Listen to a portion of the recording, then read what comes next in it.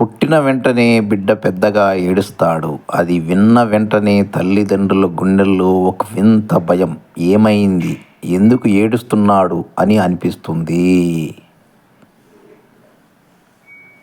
కానీ నిజానికి బిడ్డ ఏడ్పు భయపడాల్సిన విషయం కాదు.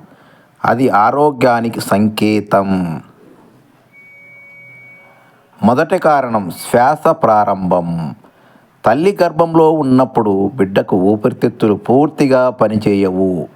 పుట్టిన వెంటనే ఏడుపుతోనే ఊపిరితిత్తులు తెరుచుకొని మొదటిసారిగా గాలి లోపలికి వెళుతుంది. అంటే ఏడ్పు అంటే జీవితం మొదలైంది అన్నమాట. రెండవ కారణం కొత్త ప్రపంచ భయం.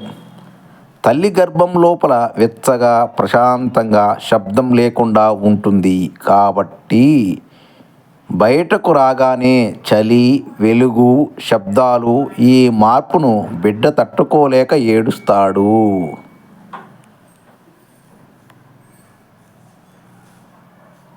మూడవ కారణం ఆకలి.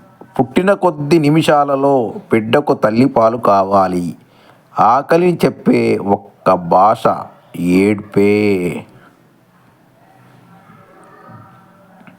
నాలుగవ కారణం అసౌకర్యం.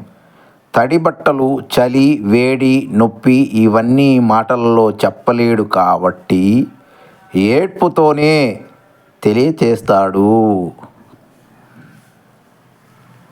ఐదవ కారణం తల్లి స్పర్శ అవసరం.